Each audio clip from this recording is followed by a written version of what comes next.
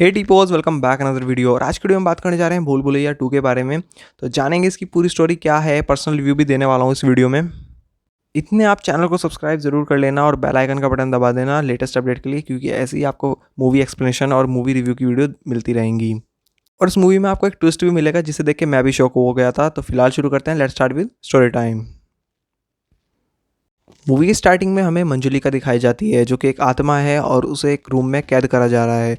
और उस रूम का ताला लगा दिया जाता है, तंत्र मंत्र की विद्याओं से उसे बंद कर दिया जाता है रूम को। उसके बाद वो जो उस हवेली में रहने वाले लोग हैं उस हवेली को छोड़ के हमेशा हमेशा के लिए चले जाते हैं और उस हवेली को बंद कर दिया जाता है। उसके बाद कहानी 18 साल बाद आगे आती है, जहाँ पर हमें रोहन नाम का लड़का दिखाया जाता है, जो कि एक लड़की को पसंद कर लेता है जिसका नाम रीत होता है। वो रोपवे में मिले थे आपस में।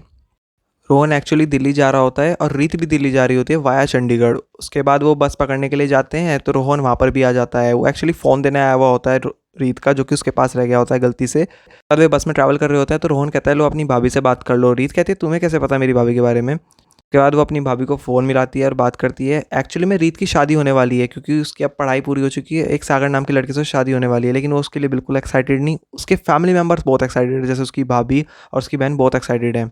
अब बात करते हैं रोहन को कैसे डिटेल पता चली।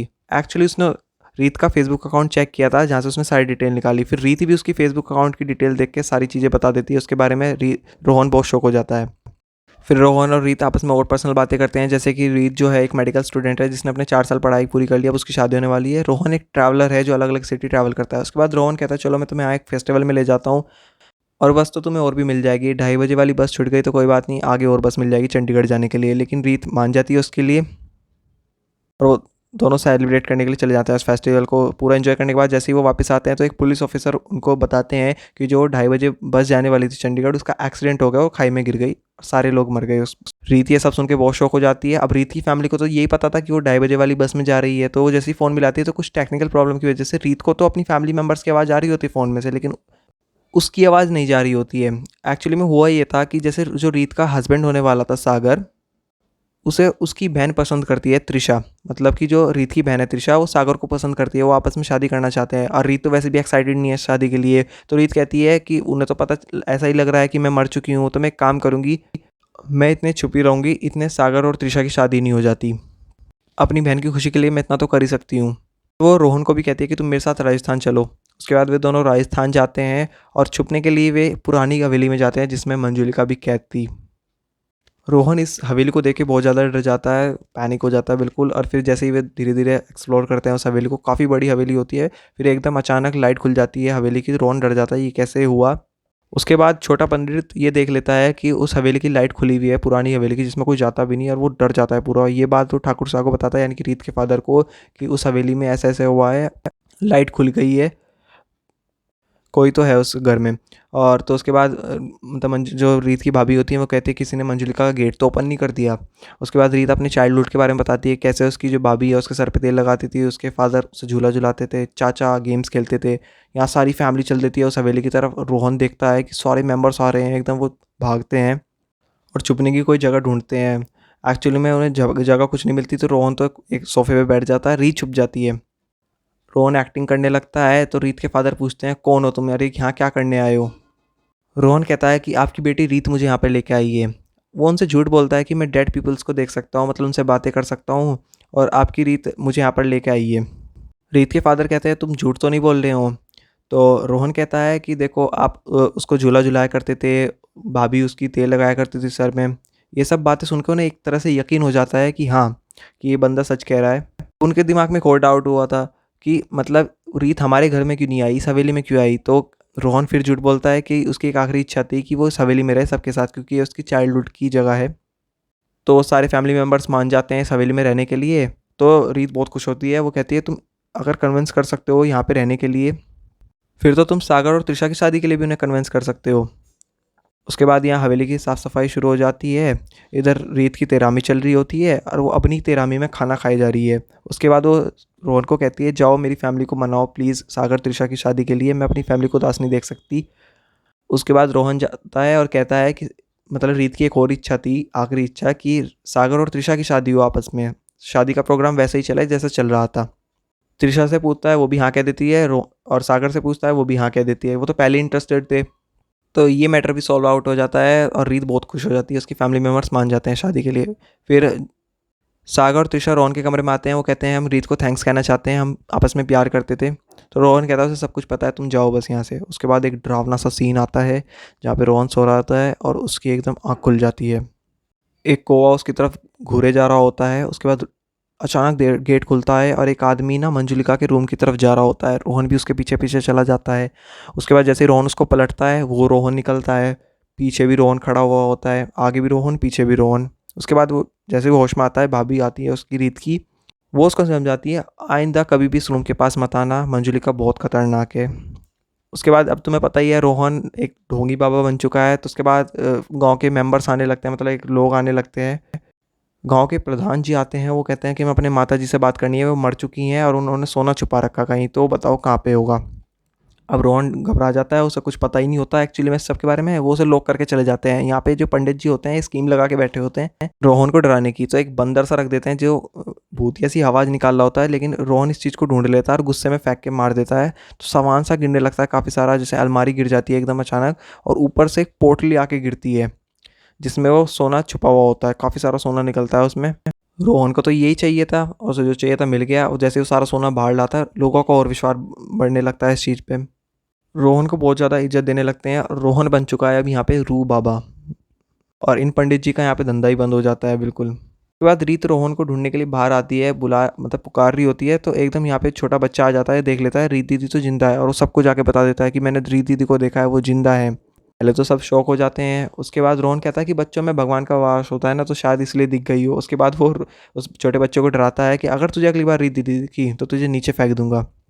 अब इसी भूतिया स्टोरी के बीच रोहन और जो रीत है आपस में क्लोज आने लगते हैं। उसके बाद रोहन और रीत के जो चाचा है वो काफ़ी ड्रिंक कर रखी होती है। उनके दिमाग में एक चुल मचती है कि चलो मंजुलिका का आज गेट ओपन करा जाए। जोश जोश में वो खोलने ही वाले होते हैं गेट को, तभी वहाँ पे रीत के फादर और उनकी भाभी आ जाती है। रीत की भाभी कहती है मैंने तुम्हें कहा था ना रोहन यहाँ मत आना। उसके बाद रीत की जो भाभी हैं वो अपनी स्टोरी बताती हैं कि हम दो बहनें थी, हमारे फादर एक अकाउंटेंट थे जो कि कोलकाता से यहाँ पे आए थे हवेली का कारोबार संभालने के लिए।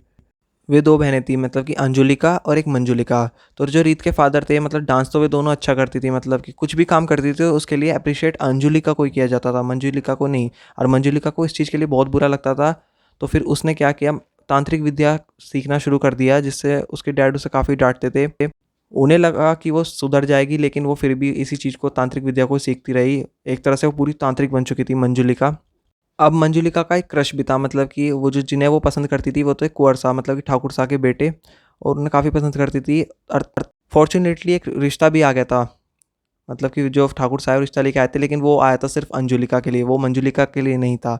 यहाँ पे मंजुलिका का गुस्सा और बढ़ जाता है, तो वो ना टोटके शुरू कर देती है, मतलब अपनी बहन की साड़ी काट के बाल वगैरह लेके। फिर रात को पता नहीं कहाँ पर जाती है, तो उसके फादर भी उसका पीछा करते हैं।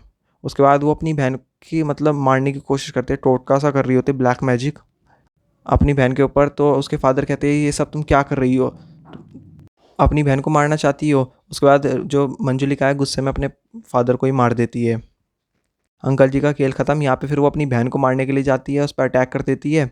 तो इसी झगड़े के बीच में खुद जो मंजुलिका है उसे ही चाकू लग जाता है अंजुलिका के द्वारा, जिसे देख के वो बहुत रोने लगती है, क्योंकि मंजुलिका का खेल यहीं पे ख़त्म हो जाता है, मतलब मर जाती है वो। उसके बाद अंजुलिका अपनी बहन की याद में रो रही होती है, तो मंजुलिका की आत्मा कुंवर साहब को छत पे से फेंक देती है, और तभी से वे पैरालाइज हो गए थे। उसके बाद एक तांत्रिक बाबा के द्वारा उसे मंजुलिका को कैद करा दिया गया था और गेट हमेशा के लिए बंद कर दिए गए थे। तो ये थी वो स्टोरी। आज तक उनकी फैमिली मेम्बर्स, 8 से भी ज़्यादा फैमिली मेम्बर्स मर चुके हैं। उसके बाद रोहन और रीत आपस में मतलब बाहर निकलते हैं टहलने के लिए, ऐसे नॉर्मल टहल रहे होते हैं। उसके बाद जो छोटा पंडित है वो उन्हें देख लेता है और काफ़ी ज़्यादा शौक में आ जाता है। उसके बाद वो पूरी गैंग लेके आता है एक तरीके से, बड़े पंडित छोटे पंडित। रोहन देखता है क्या हो रहा है, और वो आते ठाकुर साहब को कहता है कि देखो ये रोहन लड़का झूठ बोल रहा है, आपकी बेटी रीत जिंदा है। उसके बाद जो जो रीत के फादर है वो कहते हैं अगर रीत जिंदा पाई गई तो तेरा गला काट दिया जाएगा, और फिर तलाशी लेने के लिए कहते हैं। और वो पूरा घर तलाश करते हैं रीत को ढूंढने के लिए, हर एक कोना चेक करते हैं। यहाँ पे रीत और रोहन काफ़ी डर जाते हैं, वो सोचते हैं कहाँ छुपे हैं। वो पूरा घर ऐसे ही भागते रहते हैं। उन्होंने सारा रूम चेक कर लिए, बस एक ही रह गया मंजुलिका का रूम, मतलब वो ऊपर वाला फ्लोर रह गया, लेकिन वहाँ जाने में सबको डर लगता है। तो यहाँ पे रीत के दिमाग में वो आइडिया आता है कि रीत का तो कहती है कि मुझे मंजुलिका के रूम में बंद कर दो, क्योंकि वही रूम ऐसा है जहाँ पे कोई नहीं आएगा। रीत के कहने पे जो रोहन है वो गेट ओपन कर देता है और उसमें रीत को बंद कर देता है। उसके बाद रीत ये सारा रूम चेक करती है और पीछे से एकदम मंजुलिका आ जाती है और यहीं इस मूवी का इंटरवल हो जाता है। उसके बाद पंडित जी को तो कुछ मिलता नहीं है, पूरा घर चेक कर लिया उन्होंने हवेली, तो इसी बात पे उनको एक चमाट लगता है ठाकुर साहब के द्वारा। उसके बाद रोहन बुलाता है रीत को कि आ जाओ। तो रीत यहाँ पे एक्टिंग करती है मंजुलिका की, उसकी ड्रेस पहन के उसे डराने की कोशिश करती है। यहाँ पे रोहन काफ़ी डर जाता है, फिर रीत सॉरी मांगती है कि मैं तो मजाक कर रही थी ऐसे ही। फिर वो दोनों वो गेट बंद करके वहाँ से वापस आ जाते हैं, लेकिन अब तो मंजुलिका आज़ाद हो गई है, अब तो वो किसी को छोड़ने नहीं वाली। उसके बाद यहाँ पे शादी का जो समारोह चल रहा होता है, इसी बीच ढोलक उड़ने लगते हैं। तो रोहन तो डर जाता है, उसे तो पता है कि मंजुलिका ने किया है, लेकिन रीत की जो फैमिली वाले हैं वो सोचते हैं रीत कर रही है ये सब, उन्हें लगता है कि रीत का काम है ये सब। लेकिन रोहन और रीत खुद बहुत डर जाते हैं। उसके बाद जो मंजुलिका है अपनी बहन अंजुलिका को भी बहुत डराती है। फिर जो रीत की भाभी हैं वो रोहन के कमरे में आती हैं, वो कहती हैं मुझे सब कुछ पता है और मुझे बताओ कि रीत कहाँ है, मुझे पता है रीत ज़िंदा है। उसके बाद रीत खुद में खुद बाहर आ जाती है, वो मतलब बताती हैं, पहले तो मिलते हैं, खुश होते हैं। उसके बाद रीत बता देती है अपनी सारी स्टोरी, क्यों उसने ऐसा किया सागर और त्रिशा की मदद से। फिर भाभी भी उसकी भाभी बताती हैं कि मेरे साथ जो मंजुलिका है उसने ये सब किया है, वो डरा रही थी मुझे कि मुझे मार देगी और सारे फैमिली मेम्बर्स को मार देगी। अब प्रॉब्लम ये है कि करा क्या जाए, तो वो उसी तांत्रिक के पास जाते हैं जिसने पहले भी कैद किया था मंजुलिका को। वो कहते हैं कि चंद्रमा की रात को उसे कैद करना पड़ेगा और तुम टेंशन मत लो, वो तुम्हें कुछ भी नहीं कर पाएगी। उसके बाद रोहन को एक सपना आता है जहाँ पे वो छोटा बच्चा और रोहन एक पजल सॉल्व कर रहे होते हैं, पीछे उनके मंजुलिका खड़ी हुई होती है, जिससे देख कर रोहन काफ़ी घबरा जाता है। फिर जैसे इधर यहाँ पंडित जी जा रहे होते हैं पूजा के लिए, और यहाँ पे जो अंजुलिका आती है सारे मतलब जो मेंबर्स होते हैं वे पंडित जी और सबको मार देती है। अब तुम्हें पता है रोहन एक ढोंगी बाबा भी है, तो अब भी गांव वालों का विश्वास उतरा तो है नहीं उस पे से। तो बार बार उसे कहते हैं कि हमारी मदर से बात कर लो, हमारे फादर से बात कर लो। इधर यहाँ पे जो पंडित जी हैं इन्होंने डराने की स्कीम लगा रखी होती है रोहन को, लेकिन रोहन इन्हें देख लेता है और इनको खूब मारता है इनको। उसके बाद जो छोटा पंडित है उसे सच में मंजुलिका दिख जाती है, जिसे देख के वो बहुत डर जाता है। उसके बाद रोहन जाता है उसके पास, उसे लगता है कि कोई मजाक होगा, लेकिन जैसे ही वो उसको फेस ओपन करता है बहुत ज़्यादा डर जाता है, वहाँ से भाग जाता है। उसके बाद वो उसे खाई में गिर देती है। इसके बाद यहाँ पे रोहन मंजुलिका की तरह एक्ट करने लगता है, जैसे कि मंजुलिका उसके अंदर आ गई हो। आमी जेतो माँ वाला वो डांस करने लगता है। रीत की जो फैमिली मेम्बर्स हैं पूछते हैं ये सब क्या कर रहे हो तुम, क्या हो गया है तुम्हें। वो कहता है कि एक एक को मार दूंगा। यहाँ पे चाचा जी एकदम गिर जाते हैं अचानक, तो उन्हें रीत दिख जाती है वो विंडो में से, उन्हें लगता है कि रीत की आत्मा है। फिर रीत उन्हें बताती है कि मैं जिंदा थी, मैं मरी नहीं थी। तो चाचा जी का डर और ज़्यादा बढ़ जाता है, वो करे क्या, काफ़ी ज़्यादा डर रहे होते हैं। जो रोहन है वो रीत की भाभी के ऊपर ज़्यादा टारगेट रखता है कि सबसे पहले इन्हें मारूंगा। फिर रोहन उनकी तरफ ही आगे बढ़ा जा रहा होता है, उन्हें मारने की कोशिश करता है। रीत उसे समझाती है कि प्लीज़ ऐसा मत करो रोहन, हमें मत मारो। उसके बाद जैसे ही वो आगे बढ़ रहा होता है, जो रीत की भाभी होती है उसके गले पे चाकू रख देती है। वो कहती है अंजुलिका अगर अगदम आगे बढ़ाया तो उसका गला काट दूंगी। प्रॉब्लम ये है कि वो तो मंजुलिका है, तो इन्होंने अंजुलिका क्यों कहा है, ट्विस्ट क्या है। उसके बाद अब रोहन बताएगा स्टोरी। तो जो वो खाई में गिरने वाली थी मंजुलिका, एक्चुअली में वो मंजुलिका नहीं है, वो अंजुलिका है। रोहन भी पहचान लेता है कि वो भाभी हैं। रोहन बताता है कि जो 18 साल पहले मरी थी ना, वो अंजुलिका थी, आपकी बहू। और जो 18 साल से सबके साथ बहुत घुल मिल के रह रही है, वो एक्चुअली में मंजुलिका है। वो आत्मा जो कैद थी वो अंजुलिका थी। उसकी भी स्टोरी बताता हूँ। अब तुम्हें पता है मंजुलिका तांत्रिक विद्या करती थी, तो उसने पता क्या किया, कॉस्ट्यूम ही चेंज करवा दी। मतलब कि अपनी बहन पे जादू करके ड्रेसअप चेंज कर ली उन्होंने। खुद तो मंजुलिका ने साड़ी पहन ली ताकि वो उस घर की बहू लगे, और उसे तांत्रिक वाले कपड़े पहना दिए ताकि वो सबको ऐसा लगे कि वो मंजुलिका है, और खुद आके मतलब बिस्तर पर आराम से लेट गई। फिर जैसे ही जादू के द्वारा जब अपनी उसकी बहन उस पर हमला करने आई, तो लोग कुंवर को ये लगा कि तांत्रिक कपड़े पहनने वाली मंजुलिका है, लेकिन वो एक्चुअली मंजुलिका थी, और वो ही मरी उस दिन। अंजुलिका ही मरी थी 18 साल पहले। मंजुलिका ने यहाँ पूरा स्कीम बढ़िया वाली लगाई थी, अच्छा दिमाग लगाया। और कुंवर को अंजुलिका जो मंजुलिका है उसने ही मारा था, क्या, क्योंकि उन्हें पता चल गया था उस चीज़ के बारे में, वो जो चालाकी मंजुलिका ने करी थी, और तभी से वे पैरालाइज हैं। और जो ये मंजुलिका है इसके बारे में जिसको भी पता चलता उसको ही मार देती। और वो ही सब वो लोग थे जो 7 लोग मरे थे उस हवेली में। अब जो अंजुलिका है वो अपनी बहन को मारना शुरू करती है, घसीटती है उसे और काफ़ी मारती है, और घसीटती भी पता सीधा उसी रूम में लेके जाती है जिस रूम में वो खुद कैद थी। फिर एक बार अपनी फैमिली मेम्बर्स की तरफ देखती है और रोहन और रीत का शुक्रिया कहती है कि अगर तुम ना झूठ बोलते ना तो मेरा सच कभी बाहर ना आ पाता। और थैंक्स कहकर रोहन और रीत को फिर उनको कहती है कि आप जाइए, 2 बहनों के बीच ही बात है। और इतना कहते ही वो भी उस रूम में चली जाती है। और वो हमेशा हमेशा के लिए वो जो घर छोड़ के मतलब उस हवेली को छोड़ के वो फैमिली मेम्बर्स वहाँ से चले जाते हैं। अपना रिव्यू देने की बारी आ गई है। पहली बात तो मतलब कि जो इस मूवी से एक्सपेक्टेशन थी वो लोगों को बहुत ज़्यादा कम थी इसके रिलीज़ होने से पहले, लेकिन इसके रिलीज़ होने के बाद इसकी कॉमेडी देख के बहुत मज़ा आया सच्ची में। इंटरेस्टिंग स्टोरी भी थी। मतलब पूरी मूवी में तुम कभी बोर नहीं होने वाले, क्योंकि कार्तिक आर्यन ने काफ़ी अच्छी कॉमेडी की है और मेन स्टोरी ताबू ने भी बहुत अच्छी है। स्टोरी का मतलब कैरेक्टर प्ले किया है।